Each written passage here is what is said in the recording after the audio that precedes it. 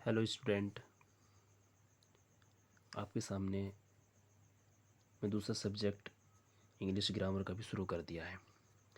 All board NCERT subject English grammar basic to high level start base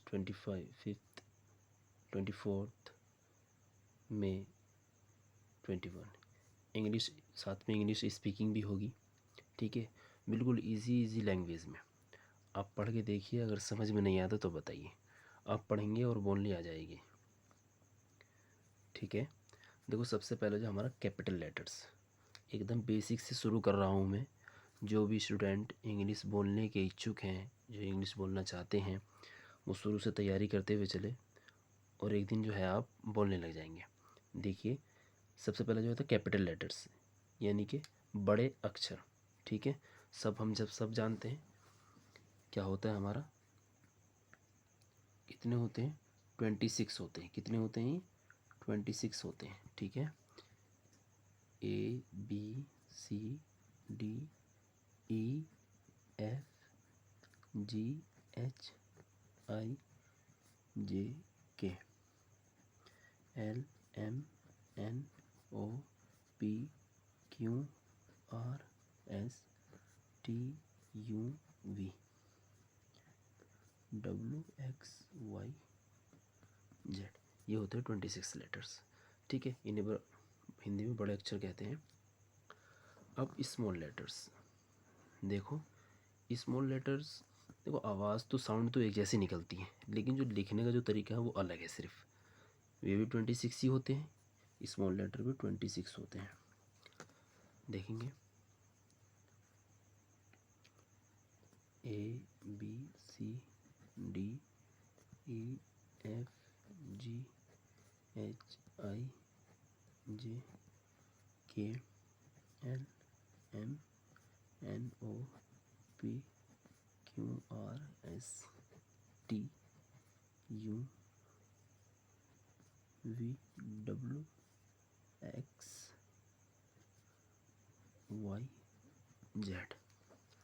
ठीक है। इन्हें छोटे अक्षर कहते हैं। वोवेल्स यानी कि वेन, वोवेल्स यानी स्वर। और हमारे कितने होते हैं? 5 होते हैं, ठीक है, जिनसे मिलकर मात्राएं बनती हैं। तो वो है हमारा AEIOU, ये 5 है, ठीक है। कॉन्सोनेंट, जब 26 हमारे लेटर्स से थे, उसमें से 5 वोवेल्स हो गए, तो 21 हमारे कॉन्सोनेंट बचे, ठीक है, जिन्हें हिंदी में व्यंजन कहते हैं। देखेंगे यहाँ पर BCD, बस वो ये 5 वोवेल्स छोड़ देंगे, बाकी जो रहेगी BCD उसको लिख देंगे हम, ठीक है। तो ये हमारा कॉन्सोनेंट कहलाएगा। ओके, CDE देखो यहाँ आ गया, तो FGHI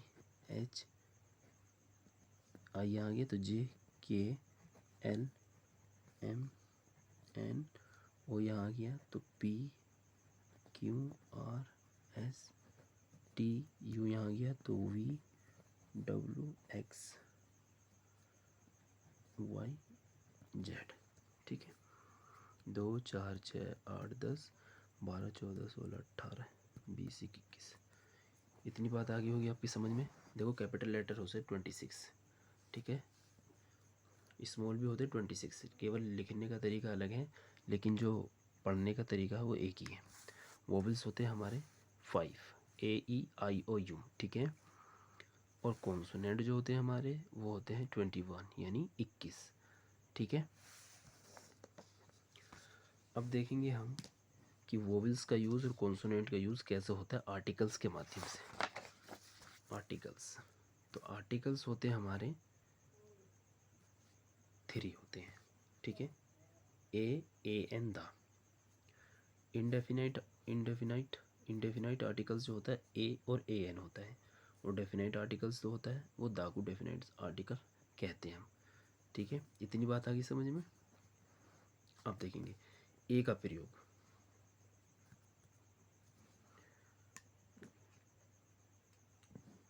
ए का प्रयोग, ए का अर्थ एक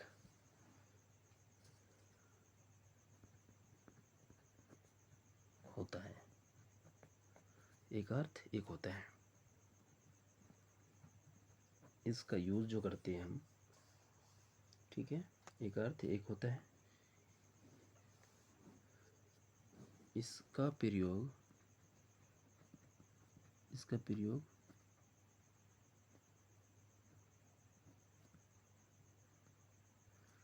इसका प्रयोग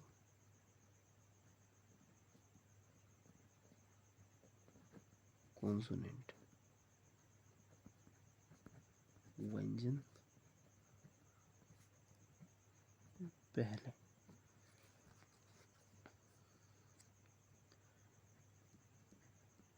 करते हैं और ए वहाँ भी लगाते हैं, कॉन्सोनेंट आ जाएगा, आप देख लेंगे जहाँ एक के बारे में बोला जाए वहाँ उससे पहले हम ए लगाएंगे, a boy, A girls, a book, इस टाइप से, ठीक है। इसका एग्जाम्पल देखेंगे,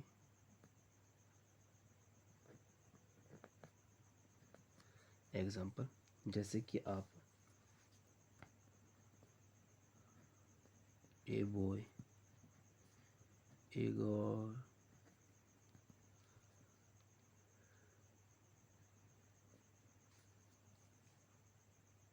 ठीक है,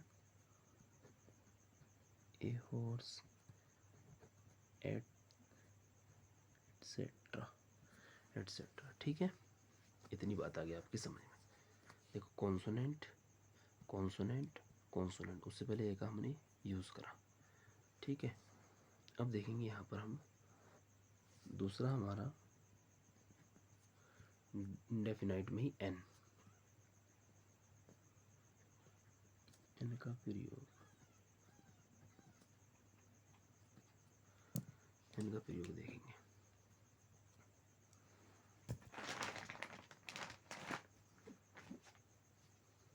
ठीक है। एन का अर्थ भी क्या होता है, एक होता है,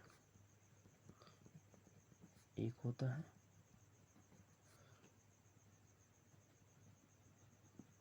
इसका प्रयोग वोवेल्स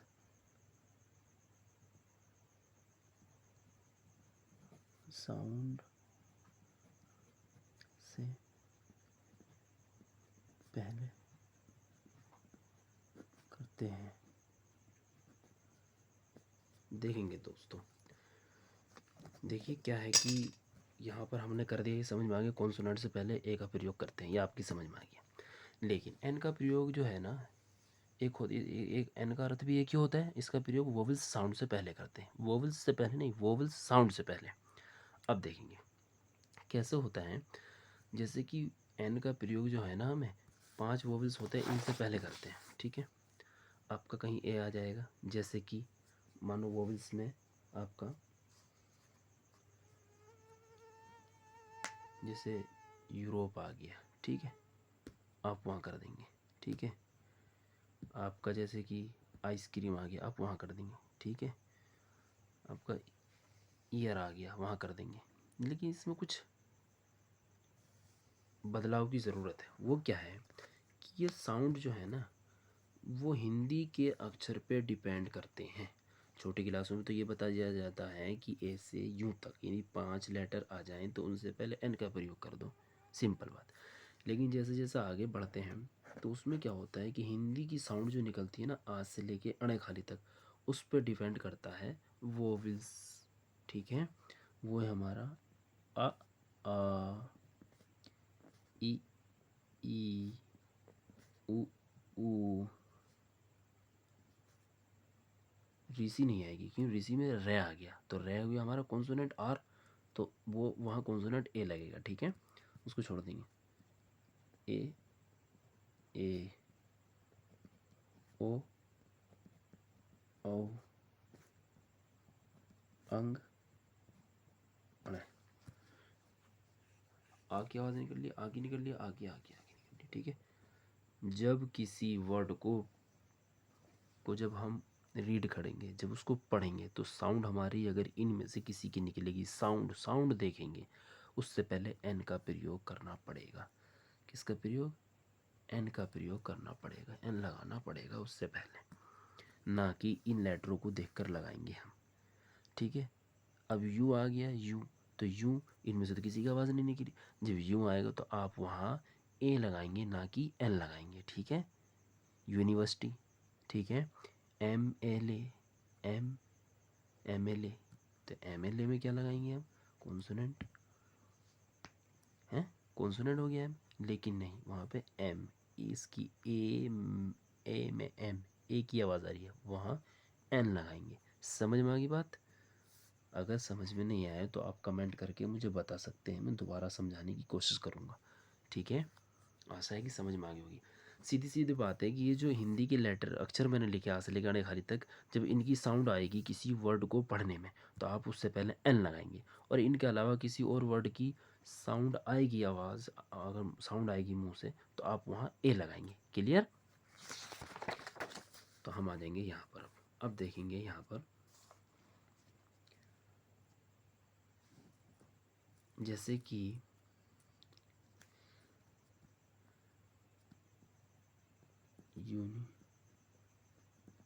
यूनिवर्सिटी, तो यूँ आ गया तो आप एन लगा देंगे, है ना।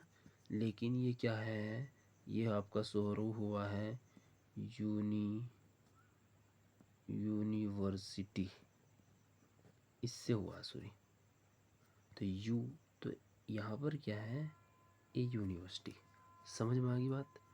अच्छे, यहाँ ये नहीं लगाएंगे, एन नहीं लगाएंगे यहाँ कि यूँ है, वोवल से बताया था सर ने पहले, तो वोवल्स आ गया तो एन लगा देंगे, नहीं, आवाज़ साउंड पहचानेंगे।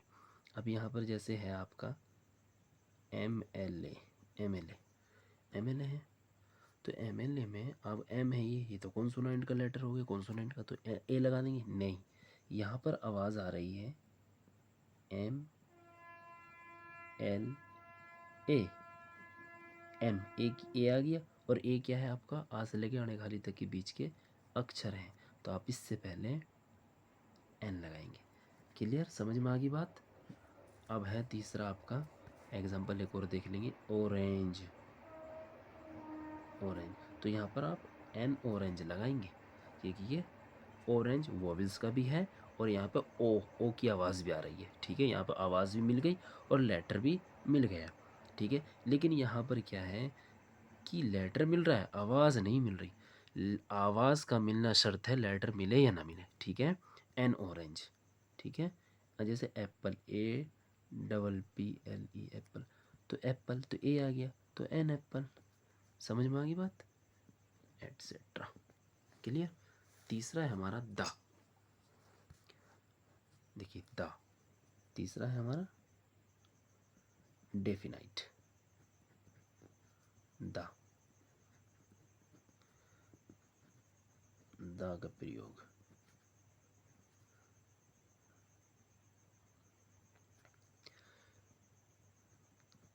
द का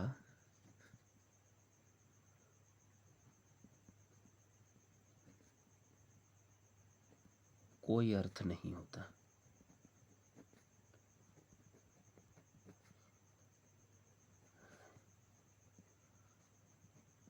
इसका प्रयोग सजीव, निर्जीव,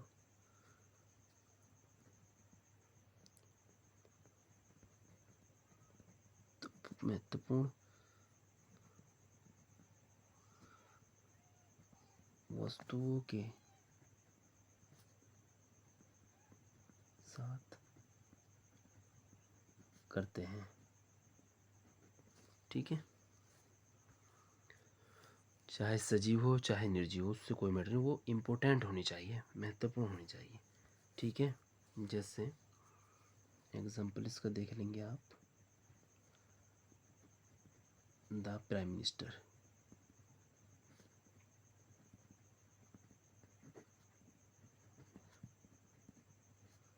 द ताज महल, ठीक है।